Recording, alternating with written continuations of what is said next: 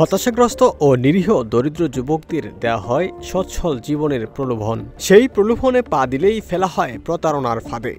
এরপর কৌশলে hormone injection দিলে ধীরে ধীরে শরীর ও মনে পরিবর্তন আসে। এরপর চুক্তিবদ্ধ হাসপাতালে নিয়ে পুরুষাঙ্গ কেটে ফেলে চক্রে জড়িত চিকিৎসকরা।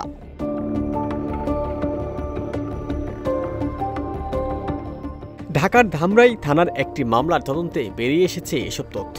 দেশের বিভিন্ন স্থানে দীর্ঘদিন ধরে সক্রিয় এক ভয়ঙ্কর চক্রের হাতে প্রতারিত হয়ে অন্তত ৫ শতাধিক নিরীহ পুরুষ তাদের পুরুষাঙ্গ খুইয়েছেন। হরমোন ইনজেকশন প্রয়োগ ও কৌশলে প্রতারণার মাধ্যমে তাদের হিজড়া বানিয়ে ফেলা হয়েছে।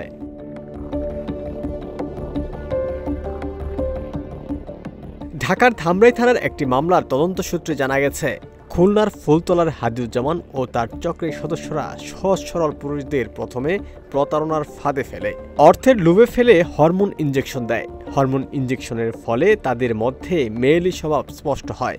চুক্তিবদ্ধ হাসপাতাল নিয়ে অস্ত্রোপচার করে যৌনাঙ্গ কেটে ফেলে দেয়। ধামরাই থানার ২০২৩ সালের একটি মামলার সম্প্রতি দেওয়া অভিযোগপত্রে উল্লেখ করা হয়েছে, হাদিউজ্জামান ছাড়াও হিজড়াকরণ চক্রে বিপুল সংখ্যক চিকিৎসক ও প্রভাবশালী ব্যক্তি রয়েছেন। ঢাকার আদালতে দেওয়া অভিযোগপত্রে উল্লেখ করা হয়েছে, ২০১২ সাল থেকে প্রায় এক যুগ ঢাকার ধামরাই থানা বাসস্ট্যান্ডে রুম আমেরিকান হাসপাতালে প্রতারণার মাধ্যমে পুরুষদের যৌনাঙ্গে অস্ত্রোপচার ও হরমোন ইনজেকশন দিয়ে হিজড়ায় পরিবর্তন করা হয়। হিজড়াকরণ চক্রে জড়িত থাকা মাগুরার ইহাত লস্কর নামে এক আসামিকে গ্রেপ্তার করে পিবিআই।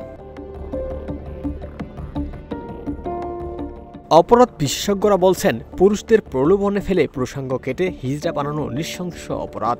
এই ধরনের অপরাধীদের শাস্তির আওতায় না আনলে সমাজে ভয়াবহ বার্তা যাবে।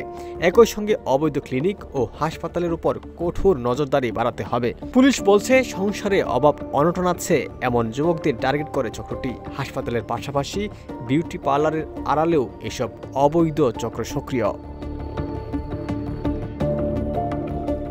উমর ফারুক, ঢাকা প্রকাশ।